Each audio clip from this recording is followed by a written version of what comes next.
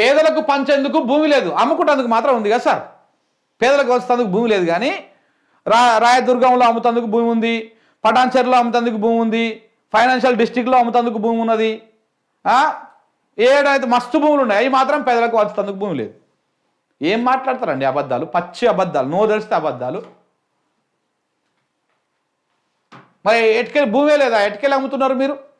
మొన్న కూడా అమ్ముతారు కదా, మన ఉర్దూ యూనివర్సిటీలో ఉన్న భూమిని కూడా అమ్ముదామని చూసిరు కదా.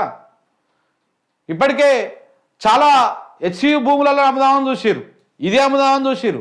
పేదలకు వంచుతందుకు మాత్రం భూములు లేవంట.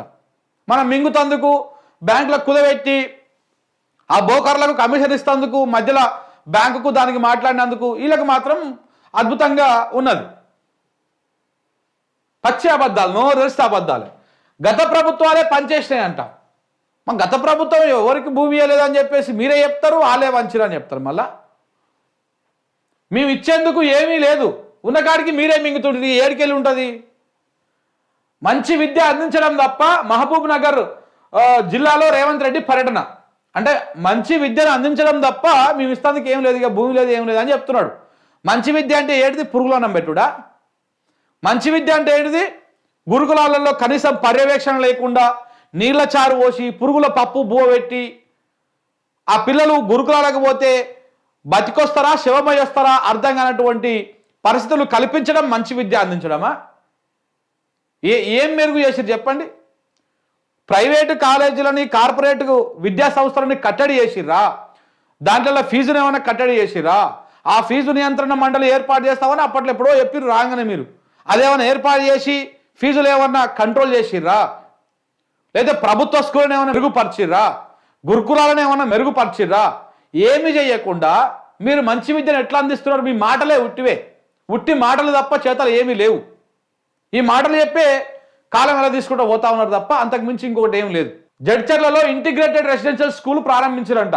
IIIT నిర్మాణానికి భూమి పూజ. చూద్దాం. నిన్న ఇవే కాదు ఇంకా చాలా మాట్లాడండి ఆయన. ఏం మాట్లాడాడు రేవంత్ రెడ్డి గారు? అరే ఇళ్ళ రాలేదా? ఆయన మాట్లాడినటువంటి మాటలు మీకు చూపిస్తాం.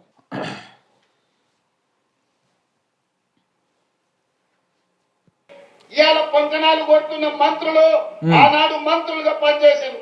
ఏ ఒక్క రోజైనా కేసీఆర్ దగ్గరికి వెళ్ళి ఈ ప్రాజెక్టులు పూర్తి చేయి, మా పాలమూరుకు నిధులు ఇవ్వండి అని ఏ ఒక్క రోజైనా అడిగినరా? అంటే ఇప్పుడు మీరు అన్నది ఎవరిని? జూపల్లి కృష్ణారావునా? జూపల్లి కృష్ణారావే ఉన్నాడు అప్పుడు మంత్రిగా, పాలమూరు జిల్లా మంత్రిగా. జూపల్లి కృష్ణారావు, శ్రీనివాస్ గౌడు, లక్ష్మారెడ్డి వీళ్ళు ఉన్నారు, ఎమ్మెల్యేలుగా ఉన్నారు, మంత్రులుగా ఉన్నారు. ఇప్పుడు అందులో ఉన్నటువంటి వాళ్ళల్లో ఒక ఆయన నీ దగ్గరే ఉన్నాడు. ఇప్పుడు జూపల్లి కృష్ణారావు అంటే ఆయన నీ దగ్గర కూడా ఇప్పుడు మంత్రిగానే ఉన్నాడు. ఇప్పుడు ఆయనను ప్రశ్నిస్తున్నావా? మాట్లాడేటప్పుడు కూడా ఈరోజు మాట్లాడుతున్న మంత్రులు ఆ రోజు మంత్రులుగా ఉన్నారంటే ఏ మంత్రిని తిడుతున్నావు నువ్వు? ఈరోజు మాట్లాడుతున్న మాజీ మంత్రులు ఆ రోజు మంత్రులుగా ఉన్నారు అంటే తప్పులేదు. నిరంజన్ రెడ్డి గారు కూడా ఉన్నారు. ఇది గత ప్రభుత్వంలో మంత్రిగా, వ్యవసాయ శాఖ మంత్రిగా ఉన్నారు వారు. మరి మీరు మాట్లాడే దాంట్లో కూడా మాజీ మంత్రులు అనేటువంటి విషయం కూడా మర్చిపోయి ఈరోజు అంటే తిట్టడం ఒకటే, విమర్శ చేయడం ఒకటే ఆలోచనగా పెట్టుకొని ఏం మాట్లాడుతున్నావో తెలియకుండా మాట్లాడితే ఇట్లాంటివి వస్తాయి పొరపాట్లు. వాస్తవానికి మీరు చెప్పిన మాట తప్పు. కాంగ్రెస్ పాలనలో, ఉమ్మడి రాష్ట్రంలో కాంగ్రెస్ పాలనలో, టీడీపీ పాలనలో చంద్రబాబు నాయుడు ఇంకా దీన్ని దత్తత తీసుకున్నాడు పాలమూరు జిల్లాని. దీన్ని కూడబెట్టి ప్రపంచ బ్యాంక్ దగ్గర పైసలు తెచ్చిండు. ఇంత చేసినా ఏమైనా ఏసిరా పాలమూరు కంటే ఏం చేయలేదు. కరువు తాండవించింది పాలమూరు జిల్లాలో, వలసల జిల్లాగా పేరు పోయింది. ఇక అక్కడ నుంచి మొత్తం బొంబాయికి వలసలు పోయేటోళ్ళు, నారాయణపేట, వనపర్తి ఆ బెల్టులో మొత్తం. కానీ కేసీఆర్ వచ్చిన తర్వాత ఎవరు ఒప్పుకున్నా ఒప్పుకోకపోయినా చెరువుల పూడికలు తీసిన తర్వాత 2018 నుంచి పాలమూరు జిల్లా కొంత సశశామలమైంది, నీళ్ళు వచ్చినాయి. ఇది వాస్తవము. ఇది నీకు వాస్తవంగా అక్కడ తిరిగి కళ్ళు తెరిచి చూస్తే అర్థమవుతుంది. పెండింగ్ ప్రాజెక్టులన్నీ పూర్తి అయినాయి 2018 వరకు. 2014 నుంచి పాలమూరు రంగారెడ్డి ఓ రూపానికి వచ్చింది. దస్తావేజులు మొత్తం దుమ్ము పట్టి పైన పెట్టేస్తే దాన్ని దిలిపి కిందికి దింపి దుమ్ము దులిపి దాన్ని ఒక తీరుకు తీసుకొచ్చి దాదాపు అన్ని సివిల్ వర్క్స్ అని కంప్లీట్ చేసి పెట్టిరు. ఏది డ్రింకింగ్ వాటర్ కాంపోనెంట్ కిందనే. ఎందుకంటే ఇదే కాంగ్రెస్ వాళ్ళు, ఇదే కాంగ్రెస్ ఉన్నటువంటి కొంతమంది ప్రబుద్ధులు, తెలంగాణ వ్యతిరేకులు అప్పుడు పాలమూరు రంగారెడ్డి మీద కేసులు వేసారు కాబట్టి తప్పని పరిస్థితిలో దాన్ని డ్రింకింగ్ వాటర్ కాంపోనెంట్ కింద ఈ సివిల్ వర్క్స్ అన్ని కంప్లీట్ చేసి పెట్టిరు. ఏం చేసిర్రు అంటే, నువ్వేం చేసినావు ఈ 2 ఏళ్ళకి వెళ్ళి వచ్చి పాలమూరుకి చెప్పండి, ఏం చేసిర్రు మీరు? మహా అయితే కొడంగల్కి ఇచ్చుకున్నావు ఏమైనా స్పెషల్ నిధులు, కానీ పాలమూరు జిల్లాకి ఏమి ఇచ్చినావు? ఏం ఇయ్యలే, ఎటు ముంగలు కోతలేదు. మీకు ఉన్నటువంటి కాలము 5 సంవత్సరాల కాలము ఐసుగడ్డలకు కరిగిపోతా ఉంది. 2 సంవత్సరాల పాటు మీ పొంకనాల మాటలు తప్ప మీరు పాలమూరు జిల్లాకు చేసేది ఏమీ లేదు. ఇంకా విమర్శ చేసుకుంటా గత ప్రభుత్వం చేయలేదు, ఆలు చేసే కనపడుతున్నాయి. ఇప్పటికీ నువ్వు అధికారంలోకి వచ్చినాక నువ్వు పూర్తి చేసినటువంటి పని ఒక్కటి కూడా కనపడతలేదు. ఈ విషయాన్ని మర్చిపోయి మాట్లాడితే ఎట్లా? ఇవాళ మీకు ఉచిత బస్సు ప్రయాణం ఇయ్యలేదా? ఎవరైనా ₹1 అడిగిండ్రా? ఎవరన్నా అడిగితే ఆ ఫోటో చేతిలో పెట్టుకొని తీసి చూపిరిగో దీని దగ్గర పోయి తెచ్చుకోపోయి కిరాయి పైసలు.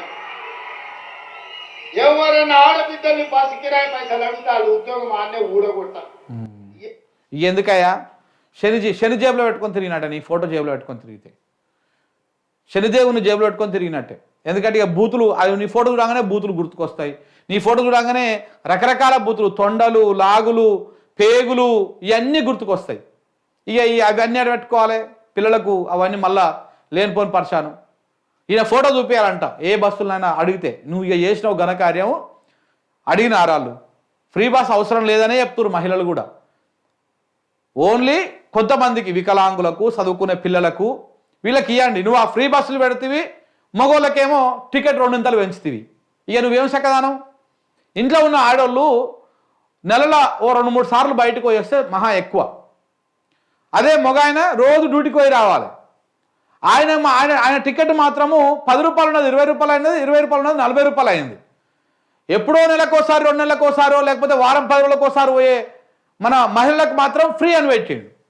రోజు తిరుగుతారు మహిళలు. ఏది తిరుగుతారు?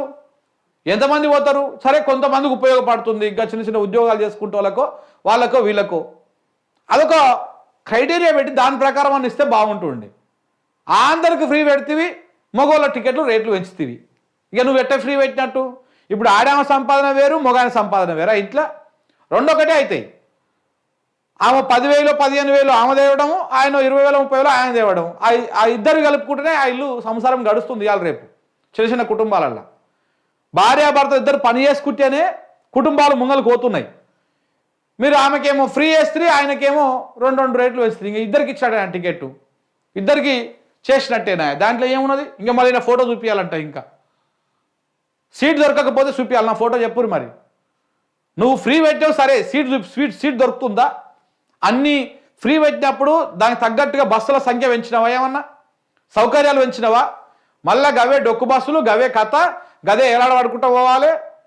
ఈ ఇబ్రహీంపట్నంకి వెళ్ళి దిల్షార్ వరకే సుక్కలు కనపడతాయి మహిళలకైనా పురుషులకైనా. ఇక చదువుకునే పోర్లు అయితే దారుణం. మరి ఇక దానికి ఏలాడబడి పోతుంటారు. పుసుకునే కాలు జారో చేయి జారో పడరా అంటే కథమే. బస్సుల సంఖ్య పెంచనిక చేత కాదు, సౌకర్యాలు పెంచనిక చేత కాదు. కానీ మేము ఫ్రీ ఇచ్చినాము, మీరు ఇచ్చింది అలా అది ఒక్కటే నాయన. మీరు ఇచ్చింది గా ఫ్రీ బస్ ఒక్కటే, అంతకు మించి మీరు ఏమి చేయలేదు. నెక్స్ట్, ఆయన నడిమేది ఫామ్ హౌస్లు ఉంటే ఆయన శత్రువు అని నేనెందుకు అనుకుంటా? ఆయన లేచి చక్కగా నిలబడ్డప్పుడు కదా నేను మాట్లాడేది. అందుకే నాకెవరు శత్రువులు లేరు. ఇదే మళ్ళీ ఇవే మాటలు, ఇవే పిచ్చి పిచ్చి మాటలు, పిసపిస మాటలు. ఇక దీంట్లోనే కొషక్కిరి మాటలు అంటారు. ఎందుకు ఇలాంటి మాటలు మాట్లాడుతారో నాకు అర్థం కాదు. ఎందుకు మాట్లాడతారో అర్థం కాదు. మళ్ళీ కేసీఆర్ నడుమిడికి పడిపోయిందంట, నాకు ఎవరు శత్రువులు లేరు అంటారు. మరి కేసీఆర్ పేరు తలుచుకోకుండా నువ్వు ఎందుకు సభ పెడతలేవు? 2 సంవత్సరాల కాలంలో కేసీఆర్ పేరు తలుచుకోని రోజు లేదు రేవంత్ రెడ్డి. ప్రతిరోజు కేసీఆర్ పేరు తలుచుకుంటాడు. ప్రజలన్నా మర్చిపోతారో తర్వాత కానీ ఈయన మాత్రం మర్చిపోతలేడు. ఇది నిన్న ముఖ్యమంత్రి గారు.